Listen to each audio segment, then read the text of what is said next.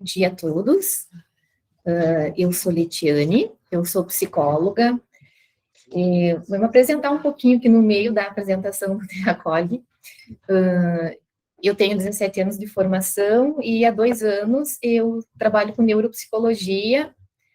Eu trabalho aqui na instituição ACD, quase 2 anos, né? Então, eu tenho contato direto, assim, com os pacientes diagnóstico, né, com o diagnóstico de autismo.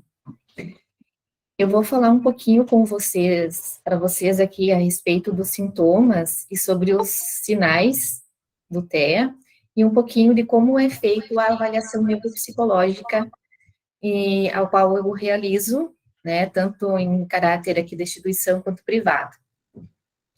Então, quais que seriam, assim, os principais sintomas e sinais do transtorno do espectro autista?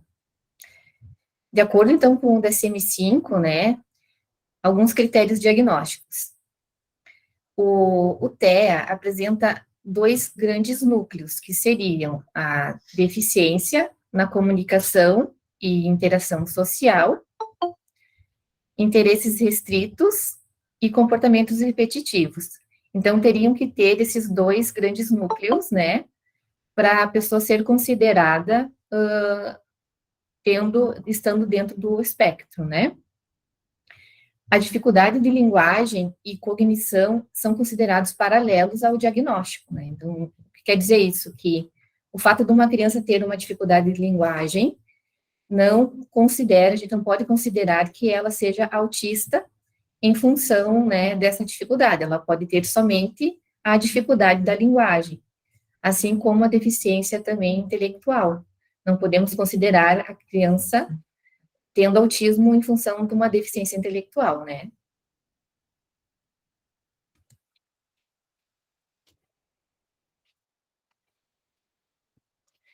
Então, algumas características do que observar, assim. Grandes áreas, três grandes áreas a serem observadas, né? A socialização e demonstração de afetos, linguagem e comunicação, comportamentos restritivos, repetitivos e rituais. Então, dentro da socialização e demonstração de afetos, do que características se apresenta? Pouco ou nenhum interesse em iniciativas e interações sociais. Se a criança apresenta sorriso espontâneo a pessoas familiares e não familiares, né? Geralmente é uma criança que não sorri muito, né? Não demonstra, então, interesse nas interações, prefere um brinquedo do que a presença do familiar ou de seus pares, né? Dificuldade na expressão facial para demonstrar emoções, então se mantém o mesmo nível de emoção e de expressão de emoção, né, em várias situações. Tem preferência por atividades individuais do que atividades em grupo. É aquela criança que fica mais isolada na escola, né, prefere ficar com o seu brinquedinho ou no cantinho da sala do que ficar interagindo com seus coleguinhas, né? Direcionamento do olhar para onde as pessoas apontam. E comentários, crianças que não fazem comentário para compartilhar seus interesses.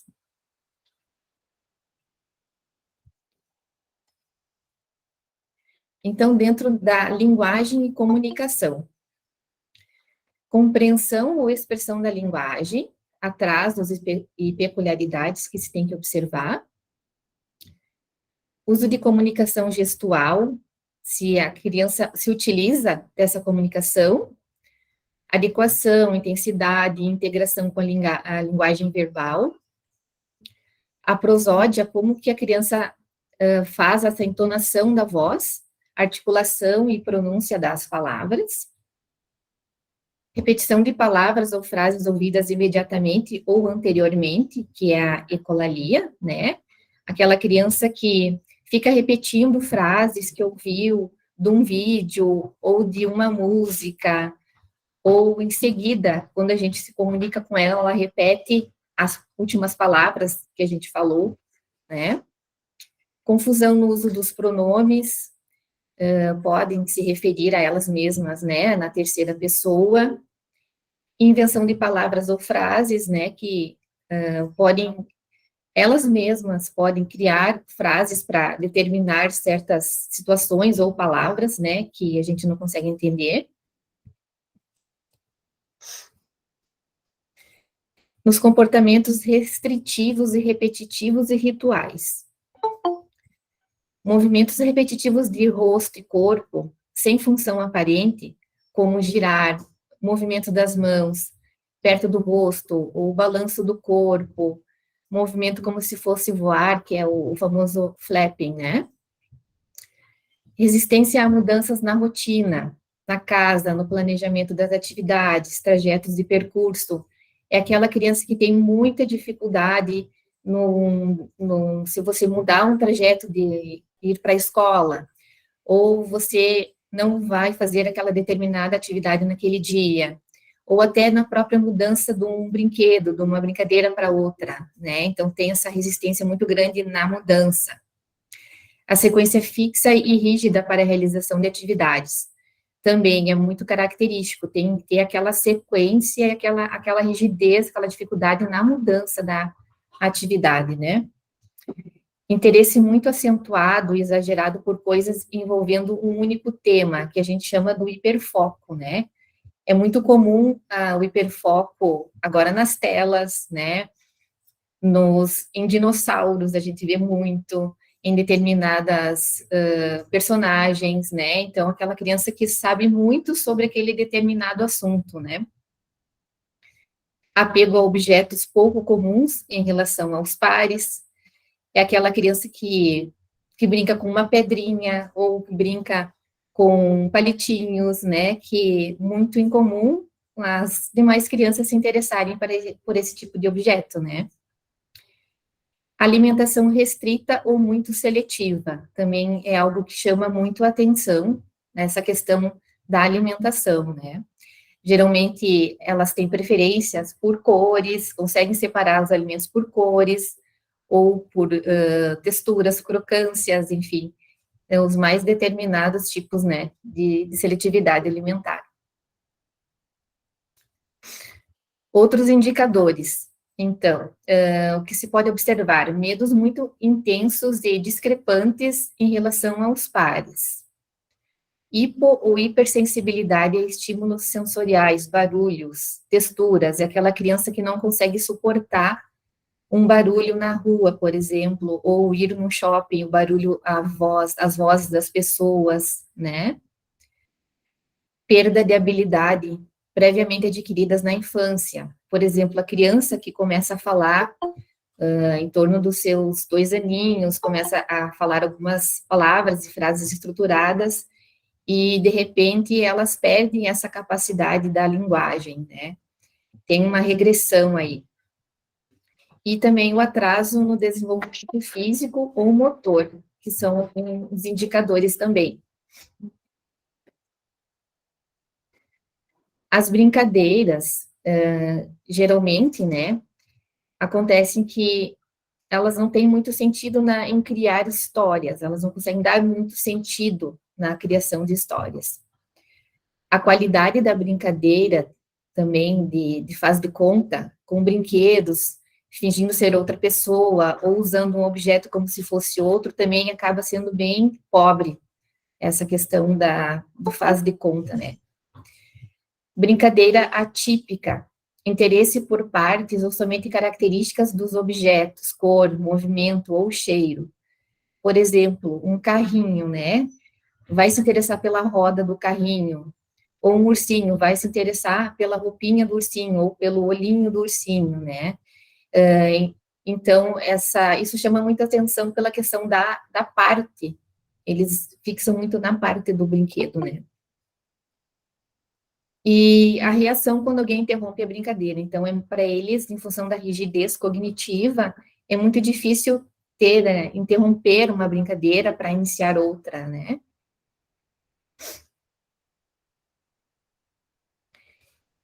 Tem algum material do Ministério da Saúde, diretrizes de atenção à reabilitação da pessoa com transtorno do espectro autista, que é bem interessante também, que fala essas características, e tenho como sugestão para vocês, embora ainda tenha alguns termos antigos lá, né, porque é 2014, mas vale a pena dar uma olhada, né, como complementar, né.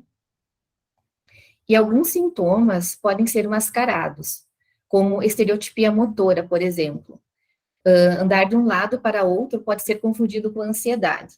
Então, muitas vezes, os sintomas podem ser mascarados porque a mãe da criança ou o familiar que tem contato, que traz para a investigação, né, do diagnóstico de autismo, ele comenta que a criança é ansiosa porque ele fica caminhando para um lado e para o outro, né, e não é, né, seria então uma estereotipia motora. Então, tem que ter um cuidado nesse sentido de como a pessoa traz também esses sintomas para nós, né. Então, falar um pouquinho sobre avaliação neuropsicológica em casos de suspeitas de TEA, né? Então, a avaliação neuropsicológica nem sempre é necessário ou possível se aplicar testes, sendo que a avaliação clínica muitas vezes é o único instrumento possível, né? A anamnese, a observação, porque a criança muitas vezes ela não para, né? Ela não consegue concentrar ou focar numa testagem, ela não consegue ter, às vezes, o cognitivo necessário para isso, né? Então, a avaliação fica muito nos critérios clínicos mesmo, de observação. E anamnese com familiares, né, entrevistas. Então, o profissional, para fazer a avaliação, né, tem que ser conhecedor de psicologia do desenvolvimento, de psicopatologia, psicometria, técnicas de entrevista, neuropsicologia, entre outros, né?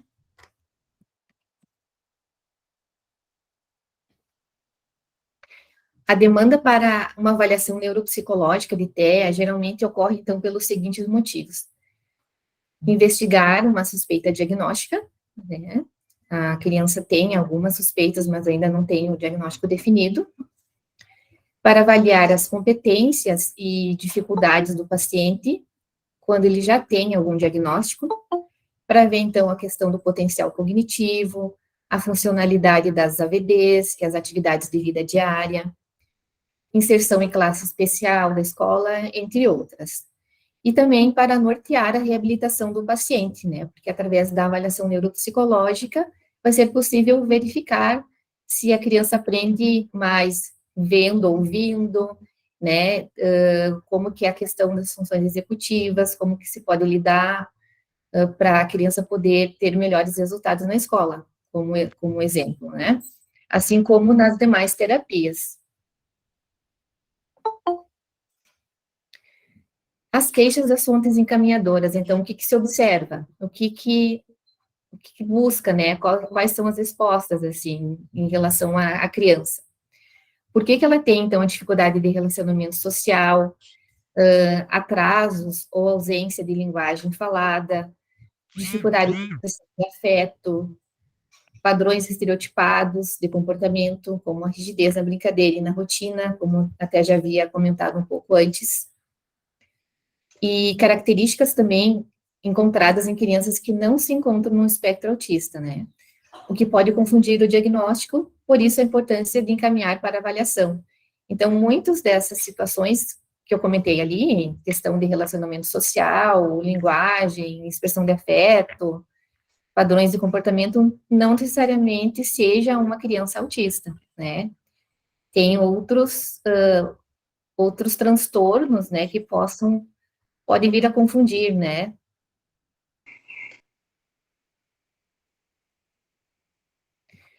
Alguns instrumentos de avaliação, assim, eu trouxe brevemente, assim, a questão da anamnese, né? Então, o que seria a anamnese? O TEA, ele é um transtorno do neurodesenvolvimento que significa que os sintomas estão presentes desde o início dos anos de vida, né? Ou até nos primeiros meses de vida da criança. Por isso que a entrevista minuciosa da história da criança do examinando, né, dos aspectos de vida, como os marcos do desenvolvimento emocional, afetivo, linguagem, habilidades motoras, histórico médico, escolar, configuração familiar, tudo isso é muito importante na questão da investigação na hora da entrevista.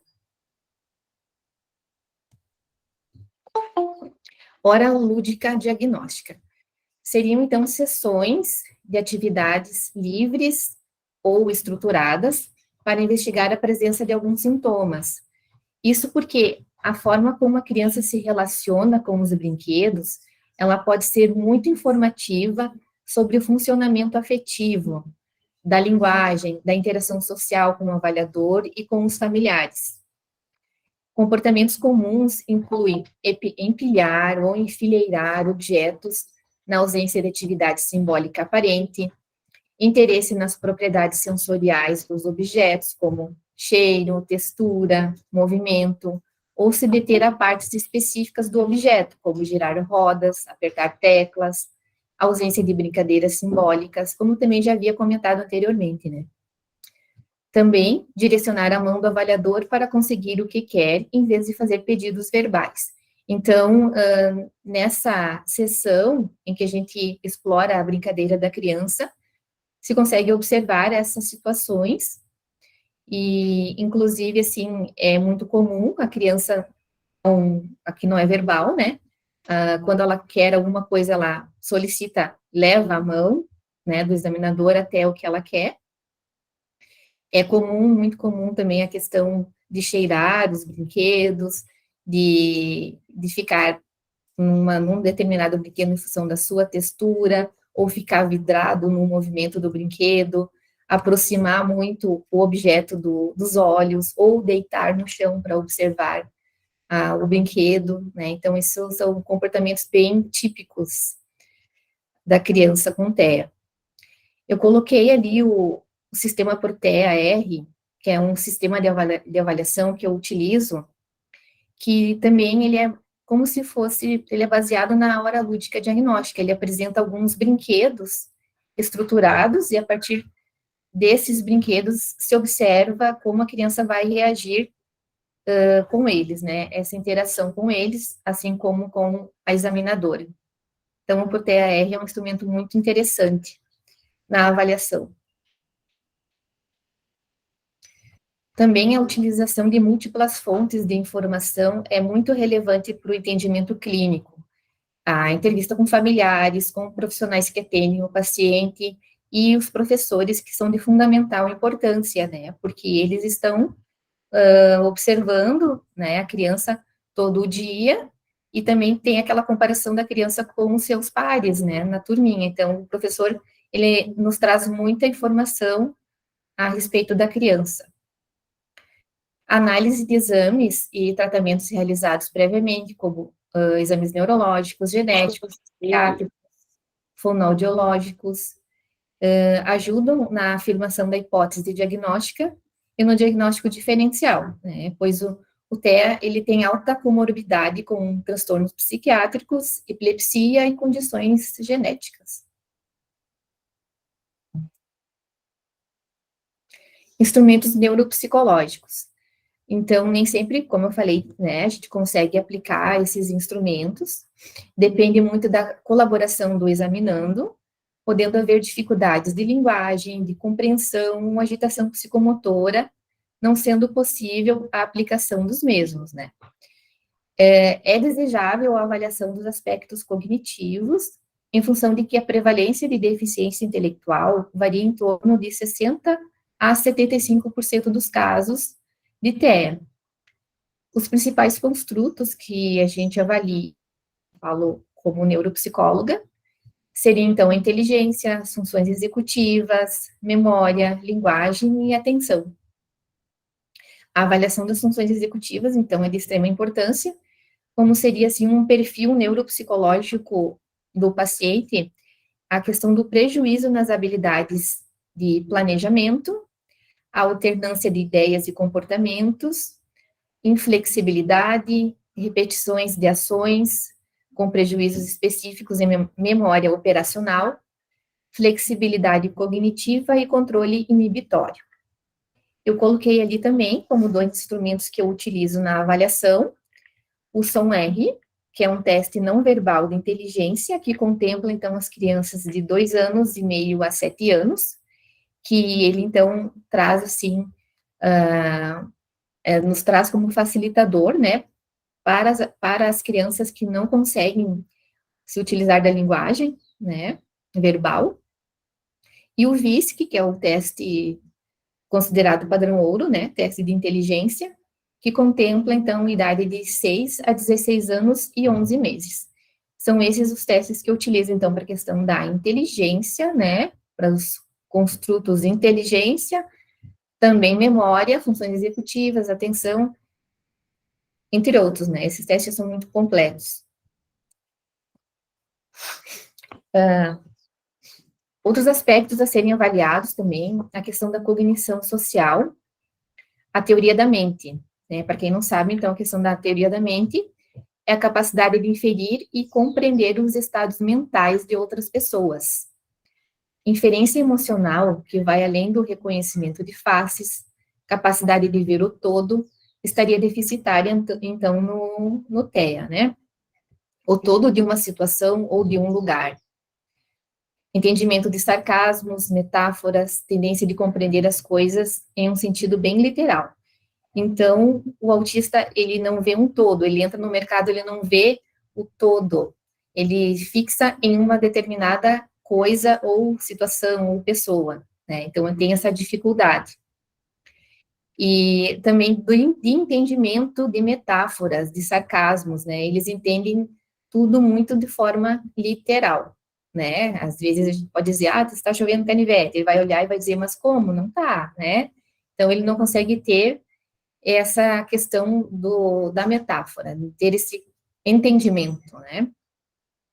E alguns testes que eu utilizo, então, para avaliar a teoria da mente, as baterias de tarefas de teoria da mente, o TOM, tarefas de crenças falsas, exemplo, a CLN, que é uma tarefa bem popular, né? Que quando o indivíduo consegue responder de acordo com a crença ou estado mental da personagem e não do seu próprio ponto de vista, né? Atividade de reconhecimento de emoções em faces, que tem um subteste no Neuxilin infantil e no Neuxilin adulto, e atividades de processamento inferencial, que tem no Neuxilin infantil e no Neuxilin adulto também, que vai utilizar essa questão ali das metáforas e sarcasmos, né, e a tendência de compreender as coisas. Outros instrumentos de avaliação assim, mais comuns seriam, então, o ATA, que são alguns inventários, né, o ATA, o CARS e o MChat, e o SSRS, que é um inventário de habilidades sociais. E o inventário Portage operacionalizado, que faz uma avaliação do desenvolvimento da criança de 0 a 6 anos. Então, agora eu vou passar a palavra novamente para a colega.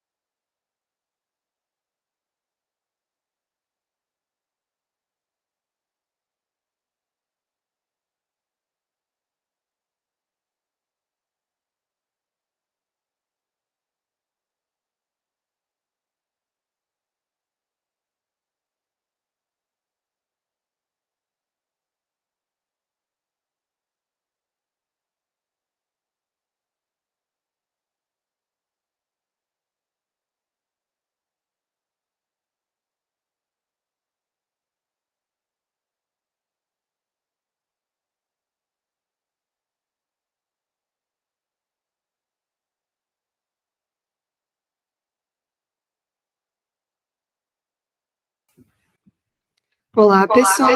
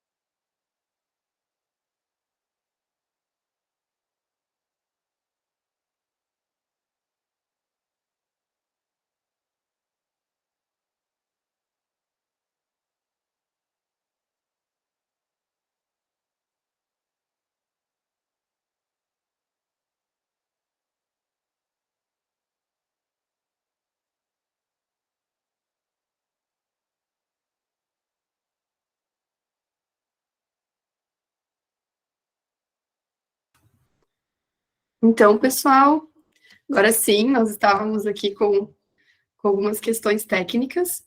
Então, só lembrando, né, antes da doutora Marcela retornar, que ela vai dar continuidade, né, vai complementar, fazer as considerações também. Eu vou pedir para quem se sente à vontade, né, em mandar as perguntas ali no nosso chat, para que a gente consiga ir mostrando para as nossas palestrantes, tá? E aí a gente vai selecionar as perguntas, né, dentro do contexto do que a gente apresentou. Além disso, a gente tem enviado ali no nosso chat a solicitação, então, de vocês enviarem um e-mail, lembrando, né, para que a gente consiga depois enviar para vocês o questionário, né, de satisfação. É muito importante que todos respondam, tá? Para quem está pedindo se o material será disponibilizado por e-mail, os slides não, tá bom? Mas vai ficar gravado essa aula, e aí depois a equipe do CMR irá verificar, né, como que fica a questão da disponibilização, tá? Aqui, nessa tela aqui, deixa eu ver se eu consigo compartilhar. Não, você tem que ir no slide só, embaixo. Aqui, aqui. F5, né? Eu sei. Aqui, pessoal, então, antes da doutora Marcela dar continuidade, né, a gente já coloca, né, o nosso contato do Instagram, do CMR, que a gente tem, então a gente pede para vocês também acompanharem o nosso trabalho por lá, tá?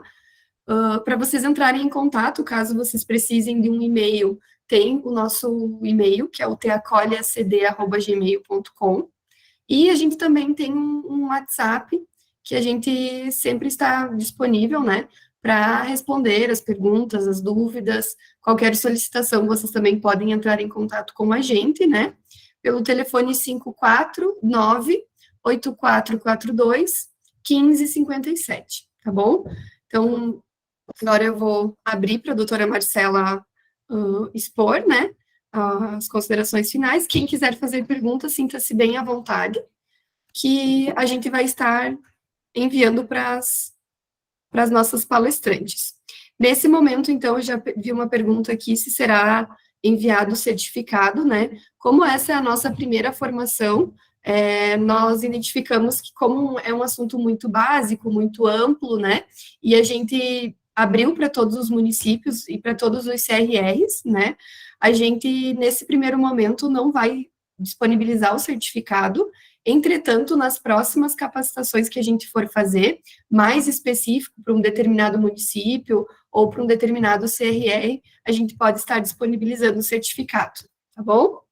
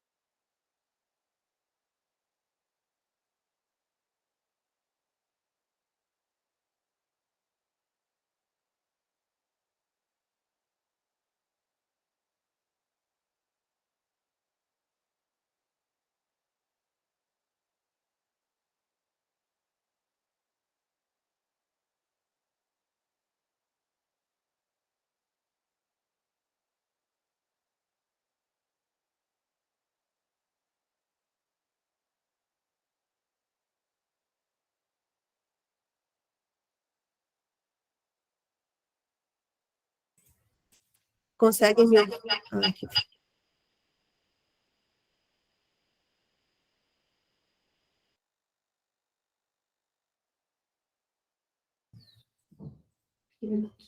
Uhum. Deu? Estão me ouvindo agora? Desculpa aqui.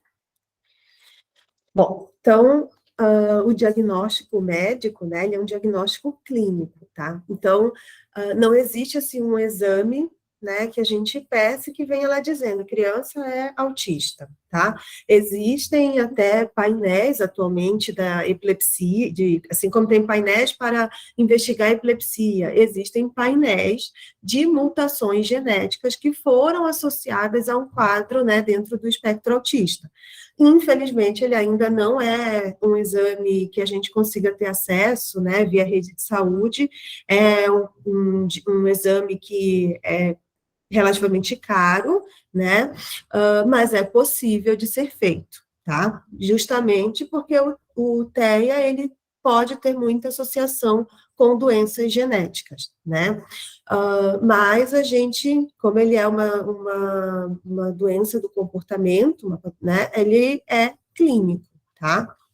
E baseado, então, nos critérios do DSM-5, que entrou em vigência em 2013, né, substituindo o DSM-4, que era de 1994. E aí eu vou falar algumas modificações que ocorreram nesse DSM-4, do DSM-5, do DSM-4 para o DSM-5, né, que, por exemplo, as classificações. Antigamente, a gente tinha que classificar se era um autismo típico, se era uma síndrome de Rett, se era um transtorno desintegrativo da infância, né, se era uma síndrome de Asperger. Então, quando entrou em vigência o DSM-5, essas classificações, então, foram todas englobadas num transtorno do espectro autista, tá? Então, não existe mais essas subclassificações, inclusive não existe mais essa classificação de síndrome de Asperger, que a gente ainda vê muito, né, é comum ainda ser utilizada, tá? Então, a única patologia, né, que ficou é a síndrome de Rett, né, mas ela foi colocada à parte porque ela é uma síndrome genética que acomete mais meninas, que também tem um comportamento dentro do espectro autista, mas tem mutações que são específicas, então é uma doença separada, tá?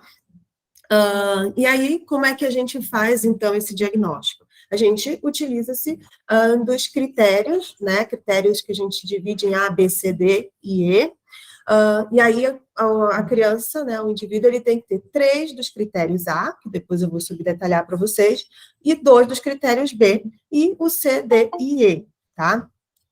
Então, por exemplo, nos critérios A, né, a criança ela precisa ter uma dificuldade, um déficit na reciprocidade social e emocional.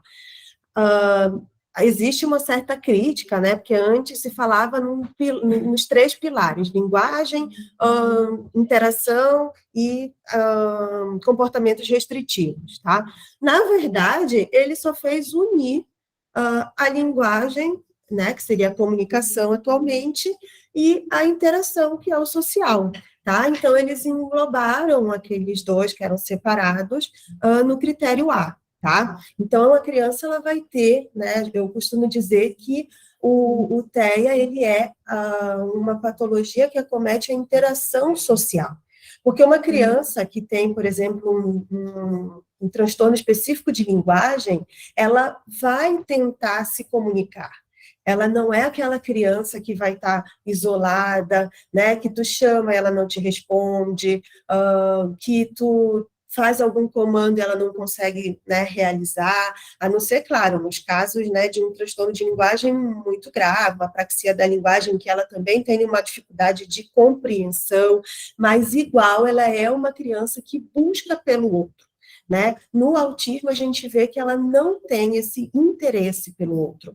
Então, ela é aquela criança que, quando tem o interesse, não é na pessoa, né? Não é para tentar interagir, ela tenta para tentar alcançar algo que ela está necessitando, tá? Então, ela vai, por exemplo, pegar o pai ou a mãe, se ela está precisando de alguma coisa, e usar como instrumento, como a Letícia já falou, pegar a mão para poder pegar aquilo que ela quer, né? Mas ela não tem, por exemplo, um compartilhamento do olhar, se tu vai brincar com ela no chão, né? Ela está ali com o brinquedo, ela não te olha para compartilhar, se tu chega ali para tentar brincar com ela, ela fica ali fixada, né, no brinquedo, tá? Então, ela tem essa deficiência da reciprocidade social e emocional. Ela tem uma dificuldade na comunicação, né? Então, é aquela criança que ainda não consegue apontar, que ela não consegue imitar, né? Que ela não consegue ter ainda comunicação não verbal para interagir. Então, veja que ele não consegue. Então, é uma patologia da interação social, tá? Então, e essa interação, muitas vezes, a gente já consegue observar desde bebezinho, né? Porque a criança, a partir dos 2 meses, ali, 3 meses de vida, ela já olha, né? Ela já faz o contato social, ela já faz o sorriso social, a gente chega ali conversando com elas, né, já te olham, ela já começa a fazer aqueles balbucios e, né, parece que quer ter uma conversa contigo. Então, algumas crianças, tá? Não são todas, mas algumas a gente já consegue observar desde aí, né, que ela te olha, mas ela te atravessa. Ela não está compartilhando o olhar contigo, é um olhar vago, né? Ou então ela olha, mas ela não sustenta o olhar. Então, há uma dificuldade nesse compartilhamento da atenção, tá? Ela tem dificuldade, muitas vezes, de manter, de entender essas relações sociais, tá? Então, a gente precisa ter, na verdade, esses 3, né, pontos para enquadrá-la num transtorno do espectro autista, associada a 2 dos critérios B, que são os comportamentos restritivos, repetitivos, tá? Então, a presença das estereotipias, a presença do hiperfoco, né? A questão também sensorial, que pode ser para menos ou para mais. Então, muitas vezes os pais observam, doutora, ela se bate, parece que ela não sente dor, né? Então, tem essas alterações sensoriais, tá? Ou então, a questão do som. É comum, tá? Que uma criança que, por exemplo, nunca escutou um liquidificador, né? Se ela escuta pela primeira vez, ela pode se assustar, né? Isso é comum. Mas, se ao longo da gente ir mostrando para ela, a gente observa que aquilo está trazendo um sofrimento, né? Então, desculpa, tu vai ligar ali um liquidificador, batedeira, geralmente aspirador de pó, um foguete, né? Ela leva a mão no ouvido, ela chora, ela grita, ela se desespera. Né? Então, tu observa, ou então ela vai num ambiente que tem muito som, muita gente falando, aí ela fica, né, nervosa, irritada, chorosa, querendo se afastar. Então, a gente observa que ela tem, né, pode ser uma hiperacuidade, né, ou uma hipersensibilidade auditiva, ou pode ser simplesmente porque ela não gosta daquele ambiente com muita gente também, tá? Mas tem essas questões sensoriais, até na questão, muitas vezes, oral. Então, as crianças têm dificuldade na alimentação, pode ser pela textura, então ela tem preferência por comer, né, como a Letiane já falou, alimentos ou mais sólidos, né, secos, ou então ela quer alimentos mais pastosos, né, tem que ter um caldo, tem que ser amassadinho, podem ser também, na questão da alimentação, pode ser por ritualização, então tem que ser naquele prato, naquele talher, sentado daquele jeito, então tudo isso pode levar a uma dificuldade alimentar também, tá? E tem que ser sintomas presentes desde o início do desenvolvimento, tá? Então, se o indivíduo começou a ficar, vamos dizer, com dificuldade de interação social, né? Apresentar alguns comportamentos, por exemplo, de movimentos, né, que não seriam bem estereotipados, mas como se fossem tiques, já na vida adulta, a gente pensa em outras patologias, tá? Então, esses sintomas, eles precisam estar presentes desde o início do neurodesenvolvimento. E esse início pode ocorrer, tá, por volta dos 2 anos, e aí isso nos fala a favor de um autismo, por exemplo, regressivo, tá? Que aí a criança até teve um desenvolvimento adequado, né, até determinada idade, geralmente por volta de 1 ano e meio, 2 anos, quando ela passa a perder aqueles marcos do desenvolvimento, tá? E aí a gente precisa investigar, porque, por exemplo, existem epilepsias, como o síndrome do Landau-Kleffner, que podem ocorrer justamente nessa faixa etária, ou dos 3, 4 anos de idade, em que o paciente pode estar apresentando crises que muitas vezes, né, nem toda a epilepsia é a crise convulsiva, que geralmente é a mais conhecida pelas pessoas, né, de se esticar, tremer, babar, né? Então, existem mais de 90 tipos de crise, tá?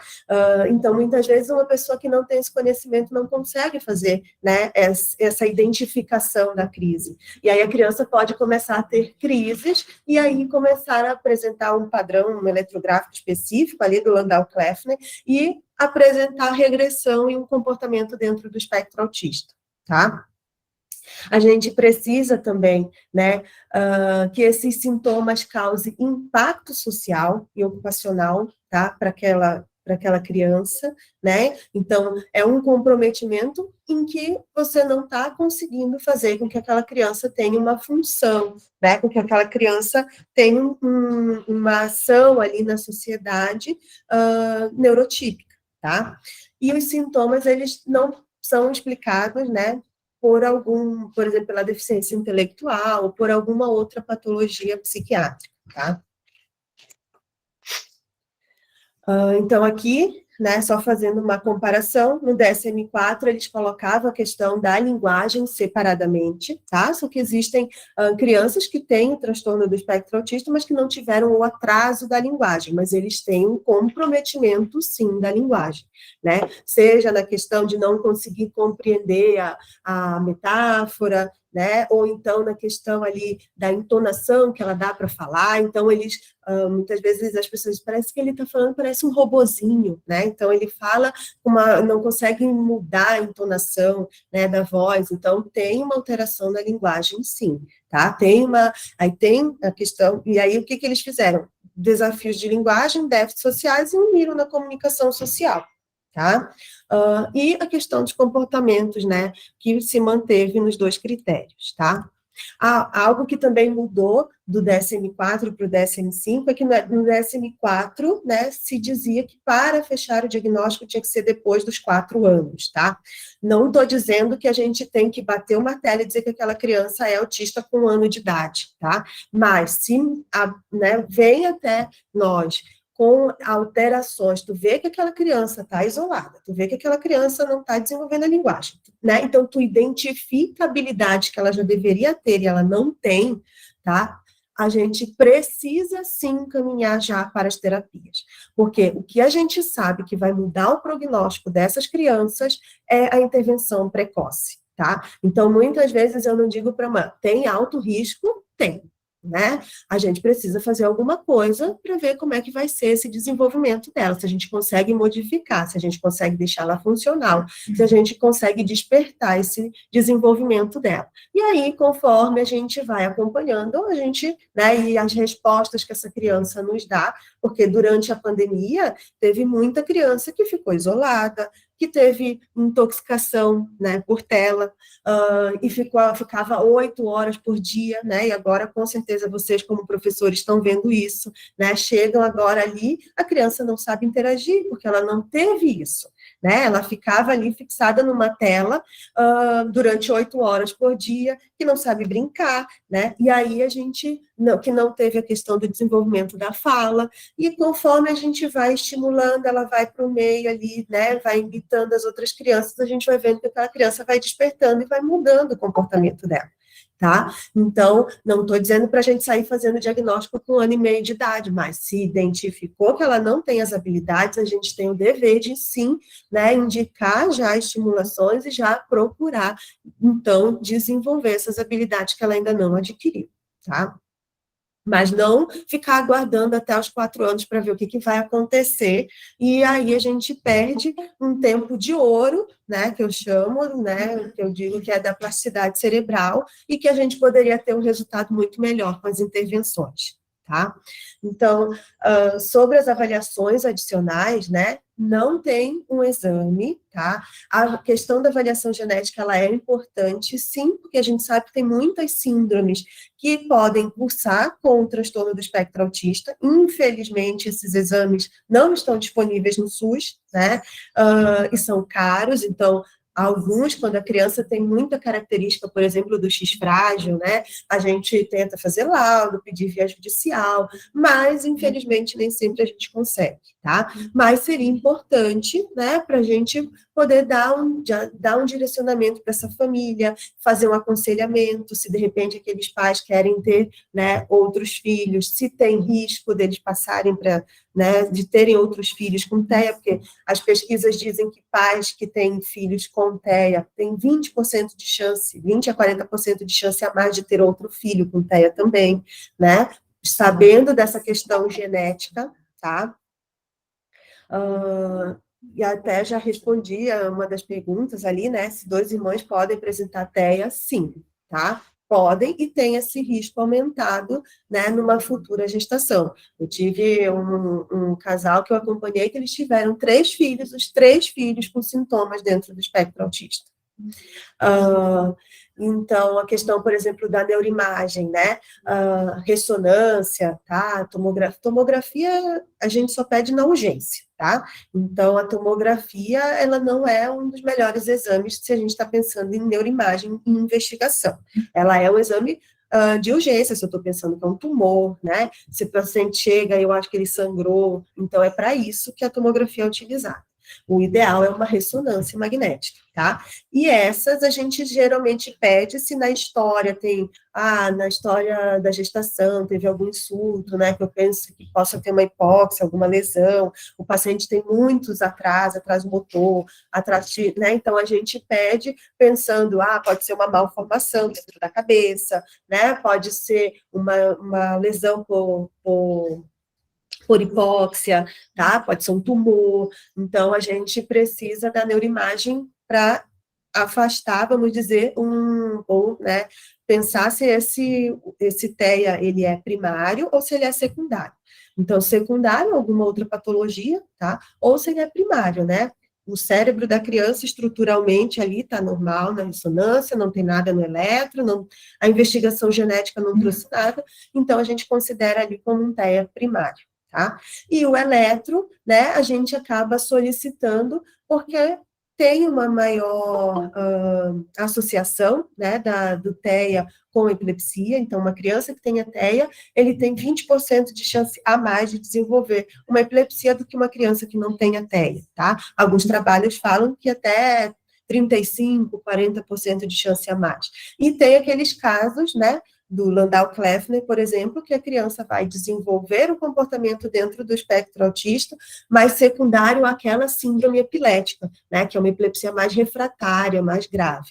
E isso pode acontecer na síndrome de West, Lennox-Gastaut. Então, as síndromes epiléticas, elas né, como elas são muito refratárias, né, como são condições graves, a criança pode acabar tendo um comportamento dentro do espectro autista, tá? Então, aqui, algumas das patologias, né, que podem estar associadas ao TEA, tá? Então, como eu falei para vocês, na questão da síndrome de West, né, intoxicação por chumbo, cirurgias, por exemplo, no cerebelo, eu tive um pacientinho que teve um meduloblastoma, e ele tinha um desenvolvimento típico, mas aí, por conta do meduloblastoma, né, foi ressecado parte do cerebelo, e ele acabou apresentando um comportamento dentro do espectro autista. Né? Os erros inatos do metabolismo, então as doenças, né, mais metabólicas e genéticas, também podem cursar com TEA, tá? E o tratamento, né, ele é através de intervenções da equipe multidisciplinar, tá? Então, eu costumo, é justamente os profissionais, né, a equipe multidisciplinar, que vai fazer a modificação, que vai nos ajudar, né, a melhorar as habilidades desse paciente. As medicações a gente usa para os sintomas-alvo, né? Atualmente não tem nenhuma medicação que é específica do TEA, tá? Também não é uma receita de bolo, tá? Nem toda criança vai ter que ter psicóloga, fono, físio, né? Os pais ficam, assim, apavorados. Claro que tem pesquisas que falam que a criança deveria ser submetida a 20 horas semanais de terapia, né? Para ter um bom desenvolvimento. Não conheço nenhuma família que consiga suportar isso, tá? Mesmo questões, né? Por questões financeiras, por questões de tempo, porque os pais têm que trabalhar, né? Bancar as terapias, né? Então, é muito dispendioso, tá? E muitas vezes isso pode acabar também trazendo para a criança, né, comprometimentos, né? Imagina, a criança tem terapia de manhã, de tarde, de noite, né? Ela é criança, que tempo que ela vai ter para brincar também, né? Que tempo que ela vai ter de ser criança, tá? Em questões, qual é a melhor terapia, né? Os trabalhos falam, por exemplo, que o método ABA, né, é o método ouro, mas eu tenho várias crianças que profissionais trabalharam dentro da linha da psicanálise e conseguiram melhorar, né, as habilidades da criança. Então, nada, para mim, que é muito extremista, né, dá certo. Tá? A gente tem que avaliar a criança, a família, o que é possível, né? Tentar acolher aquela família. A família, ela é o essencial. Uma família que se desorganiza, e isso não é incomum dentro de uma família, né, que tem uma criança com TEA. Então, a família que se desestrutura, né, que os pais não conseguem, né, muitas vezes observar isso, eles negam, tá? Que é completamente comum, é um dos mecanismos de defesa do ser humano, é negar, né? E não adianta a gente querer ficar julgando, né? A gente tem que ir conversando, tentando mostrar, né, para essas famílias, para que eles possam compreender a sua importância, né? Porque é eles que estão dia a dia com a criança. Então, a gente precisa educar, né, levar informações para eles, né, para os professores, que também são os que estão ali com a criança no dia a dia, né, para que a gente consiga realmente modificar e ajudar essas crianças a melhorarem essas habilidades, tá? Então, como eu falei, medicamento, tá? Não existe um medicamento que, esse aqui é para o TEA, né? Existe medicamento para os sintomas alvos, né? Então, como eles acabam muitas vezes tendo alterações comportamentais de irritabilidade, agressividade, uma agitação psicomotora importante, a questão das estereotipias, que às vezes acaba atrapalhando, então a criança fica ali o tempo inteiro fazendo flapping, né?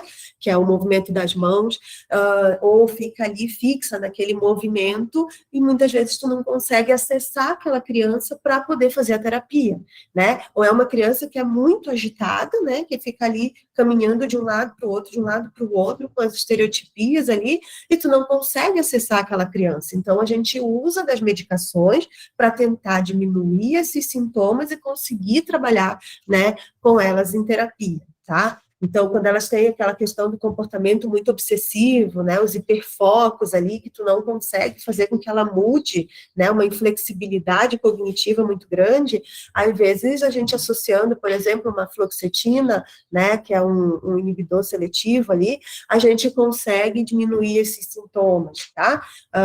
O psicoestimulante, né, a Ritalina, Concerta, então, né, tem um trabalho falando que 60% das crianças com TEA têm TDAH, né, o transtorno do déficit de atenção. Então, eles acabam, muitas vezes, utilizando, né, os psicoestimulantes, tá? E o canabidiol, né? O canabidiol, tá? Ele é uma medicação possível, tá? Tem as suas indicações. Eu não acho também que é a salvação da lavoura, nem a sétima maravilha do mundo, tá?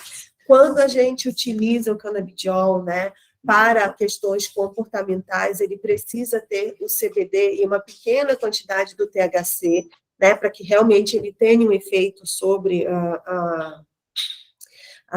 o comportamento, tá? Mas ele não é a primeira escolha, ele não é, né? Eu sei que tem muitos defensores, assim, ferrenhos, tá?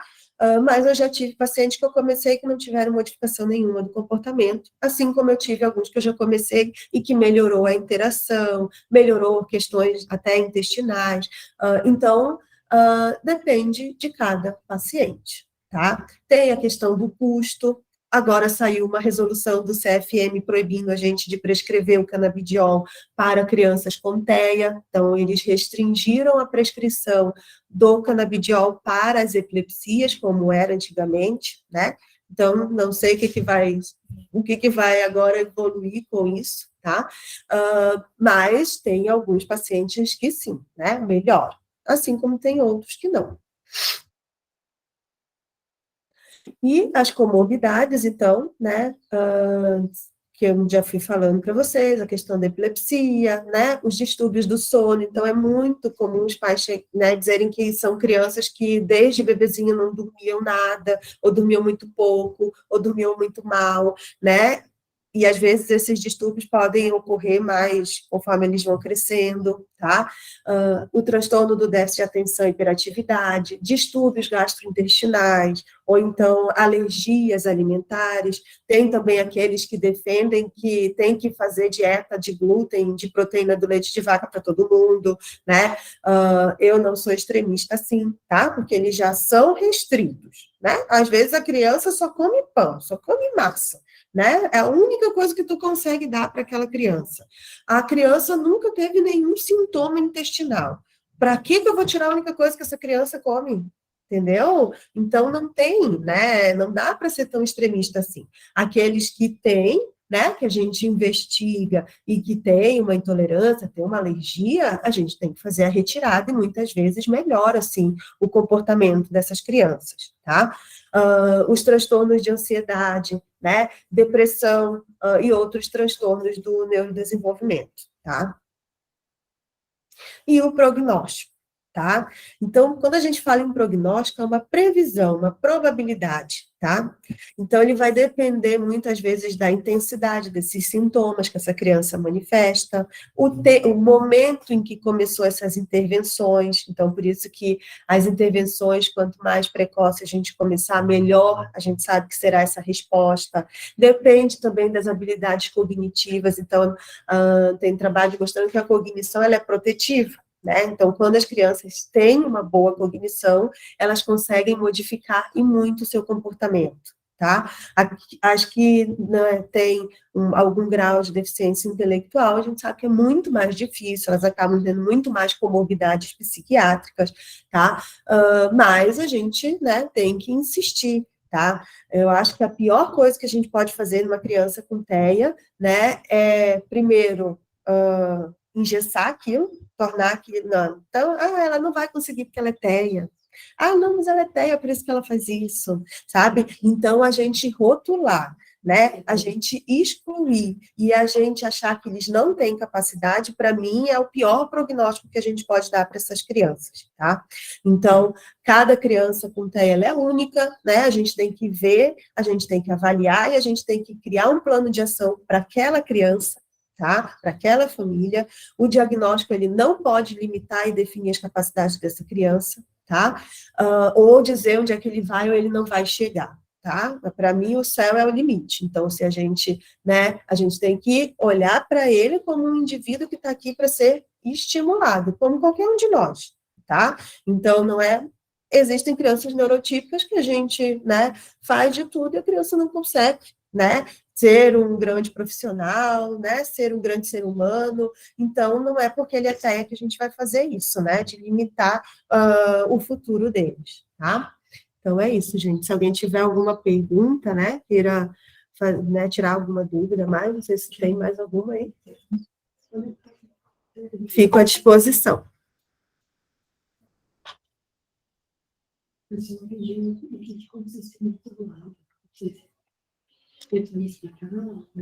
É que ele é um método estruturado ali, né, baseado desculpa, perguntaram o que seria o método ABA, tá? Então, ele é um método estruturado ali, que ele utiliza, assim, como é que eu vou tentar explicar para vocês? Mas é tanto que, assim, o método ABA hoje em dia, tá? É através, muitas vezes, de imagens, né, que eles utilizam, então, de comandos. Então, vamos dizer, se a gente quer que a criança, por exemplo, persista mais numa atividade, então a gente tem passo a passo ali para ir trabalhando com a criança, né? Então, é um método estruturado, né? Que a gente trabalha com a criança. E aí, por exemplo, hoje em dia a gente tem formações para pais, com o método ABA, para que tu consiga aplicar, né, algumas técnicas no dia a dia da criança em casa, tem também para os professores, tem para os terapeutas. Então, dependendo, né, de cada área, a gente vai utilizar, né, dessa metodologia para conseguir trabalhar com essa criança, tá? Não sei se eu consegui, né. Ah, tá. A Cláudia aqui disse que ela utiliza o método ABA, né? Tem formação e vê muito resultado. Eu também vejo muito resultado, tá, Cláudia? Então, mas quando eu quis falar da questão das metodologias, né? Eu só quis dizer que não tem uma única metodologia para ser utilizada, tá? Eu tive crianças que, por exemplo, a gente tentou utilizar o ABA e não consegui, né, melhorar essa criança. E aí a gente, né, modificou, tentou, por exemplo, através da psicanálise, e eles conseguiram melhorar. Então, assim, apesar das pesquisas dizerem, né, que é a melhor, né, é o que mais traz resultado, depende de cada indivíduo, tá? Então, ela tem sim, né, tem muitos resultados, sim, tá? Muitas vezes eu indico, né, dependendo de cada criança ali que eu avaliei, que eu vejo que é o melhor caminho, eu indico, né? Mas não é o único, tá? Eu não sou extremista ao ponto de dizer que todo mundo tem que fazer a mesma coisa, né? Porque até os que são neurotípicos não aprendem do mesmo jeito, né? Tem pessoas que aprendem mais através da fala, né? Que só escuta ali, né? Já memoriza e aprende. Tem outros que são mais visuais. Tem outros que precisam ler, ficar lendo em voz alta e copiar, fazer um resumo. Então, nós não aprendemos da mesma forma, tá? Então, por isso, né, que a gente precisa ver cada criança de forma individual, tá?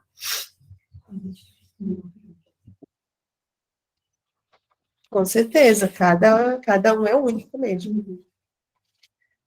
Então, eu recebi uma pergunta a respeito de como o psicólogo escolar pode auxiliar a criança com TEA. Eu não sei se veio uma pergunta de algum colega psicólogo, mas, enfim, o psicólogo escolar, ele não faz atendimento clínico na escola, né? Então, o que o psicólogo pode auxiliar essa criança que tem autismo? Então, ele pode organizar, ele pode sensibilizar a comunidade escolar em relação ao autismo, né? E também ele pode ajudar na elaboração de atividades pedagógicas, auxiliando o pedagogo ou, enfim, a professora, para que ele melhor tenha a capacidade de aproveitamento, né, dessas atividades. Auxiliar muito a criança na socialização e ambientação escolar, né, como que ele está se sentindo e como que a família está se sentindo em ter a criança na escola, né. Também gostaria de reforçar que é muito importante a criança autista estar na escola, né, que é lá que ela vai conseguir conviver com os seus pares, né, muitas vezes, né. Eu recebo algumas famílias que trazem um discurso contrário, lá na escola a criança não tem essa dificuldade toda de adaptação, então eu prefiro não levar, né, mas a gente sempre incentiva que a criança vá na escola porque o progresso é muito, muito interessante, muito relevante pela questão da socialização, do conviver com pares, né? E toda criança autista, né, ela tem o direito do atendimento educacional especializado, né? Então, o psicólogo pode auxiliar nesse sentido também dos direitos da criança com TEA, né, se estão sendo cumpridos ou não, né? E, como eu falei, ser parceiro da pedagoga, né, da professora, né, e a questão familiar, eu acho muito importante trabalhar a questão familiar e a sensibilização, né, o que é o autismo na comunidade escolar, né, eu acho que isso é muito, muito importante, o trabalho do psicólogo pode auxiliar muito nesse sentido. Acho que é isso. Não tem mais perguntas? Alguma outra pergunta?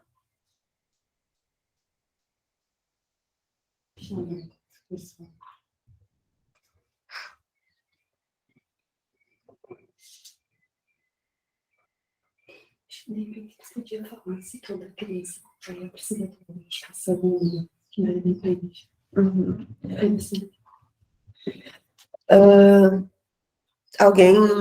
Alguém mais, assim, tem...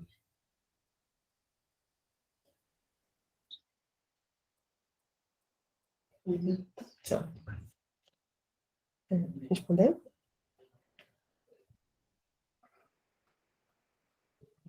Essa pergunta ali da professora do atendimento especializado, ajudar os professores em sala de aula, é uma questão mais da área da educação, realmente eu não saberia auxiliar nesse momento, né? Eu vejo, assim, que, por exemplo, como a professora, né, no atendimento especializado, ela consegue estar ali focada, né, com ele, ela consegue, por exemplo, avaliar as habilidades, né, ou então, talvez, uma forma de interesse que ela conseguiu acessar aquela criança, então, acho que ela pode dar esse retorno para a professora em sala de aula, para, de repente, a professora, junto com ela, né, tá desenvolvendo trabalhos que aquela criança possa estar fazendo, então, dentro da sala de aula, né? Então, o que ela já conseguiu despertar naquela criança, porque muitas vezes a professora ali na sala de aula, ela tem, né, 13, às vezes 20, né, alunos ali com ela, então ela não consegue, muitas vezes, identificar essas habilidades que a criança já tem, né? E aí ela consegue, né, então, bom, então se ele vai por, né, essas habilidades aqui, ela já tem, essa atividade, ela tem interesse, então talvez eu consiga, né, fazer com que ele acompanhe, ou pelo menos ele, né, faça, então, esses tipos de atividade na sala de aula, né, e aí muitas vezes até diminua a questão da agitação, né, porque às vezes a questão da agitação é se ele não está conseguindo acompanhar, né, se ele não, por exemplo, consegue ficar lá sentado copiando, né, e ele não está no mesmo nível das crianças da sua sala, ele vai se agitar mais, né, ele vai ficar mais irritado, ele pode ter maior desorganização emocional, né, e da feita que a gente consegue, então, mas olha, ele tem interesse nisso, ele gosta, de repente, desse tipo de jogo, né, então, de repente, vamos tentar adaptar uma atividade que eu possa envolver isso aqui, e aí a gente consegue, pelo menos, manter o foco dele em 20, 30 minutos, que seja, né, melhor do que nada, né, então, eu acho que a professora ali, especializada, né, na sala ali de recurso, ela pode estar auxiliando nesse sentido, tá? A questão, por exemplo, da psicóloga, talvez identificar, bom, mas será que essa criança não está se desorganizando por conta do barulho, né? Então, vamos, de repente, fazer com que ela já chegue na escola depois das outras crianças, para, né, já diminuir aquele barulho no pátio, aquela gritaria, eles já estão calmos, aí ele chega, consegue chegar muito mais organizado, né? Se é por uma questão de hipersensibilidade auditiva, porque as crianças gritam muito, bom, será que um fone não vai ajudar essa criança a ficar mais tranquila em sala de aula, né? Porque a gente acaba recorrendo muitas vezes à medicação, né? E existem crianças que não precisam de medicação, mas precisam de uma adaptação do meio para elas, né? E ajudá-las, na verdade, a se adaptar àquele meio. Então, muitas vezes, se a gente consegue identificar, a gente consegue não utilizar medicações para elas, tá? Então, eu vejo que a equipe multidisciplinar, ela pode, muitas vezes, nos ajudar a isso, tá? A conseguir achar meios que vão ajudar aquela criança a se organizar melhor naquele ambiente, né? A se adequar àquele ambiente, né?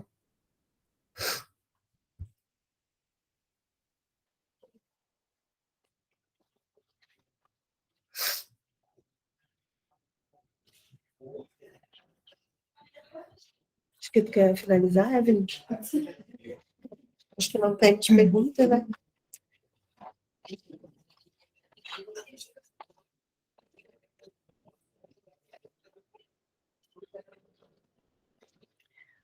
Bom, pessoal, Então, vamos encerrando, né, o nosso evento de hoje. A gente agradece novamente a presença de todos vocês, né, pela participação também. Como foi o nosso primeiro evento, então, as pessoas que já mandaram um e-mail para nós, a gente vai estar enviando, então, uma pesquisa de satisfação, para que vocês consigam nos dar um retorno, né, de como foi, de como poderia melhorar, né. Como vocês são vários municípios, né, e tem os CRRs que acabam prestando esse suporte, né, também para vocês. Então, a gente está sempre em contato com o regional a qual vocês pertencem, tá? Então, qualquer coisa, a gente vai fazendo essa rede de comunicação, né? Como eu comentei, a gente pretende fazer novas formações, novas capacitações, essa foi a primeira, né? E realmente, assim, conforme a demanda for sendo identificada dentro dessas 3 pautas, né? Da assistência, da saúde e da educação, se a gente conseguir auxiliar de alguma forma e prestar o suporte para vocês, a gente fica à disposição, tá? Então, esse é o nosso Instagram, ali embaixo, caso vocês queiram seguir, né, e acompanhar o nosso trabalho por lá. Temos o e-mail do Teacoli também, do nosso CMR, e também por WhatsApp, onde a gente pode também estar tirando dúvidas e conversando com vocês, tá bom? Então, a gente agradece muito a presença de vocês e ficamos disponíveis para qualquer dúvida e qualquer informação. Até a próxima, pessoal!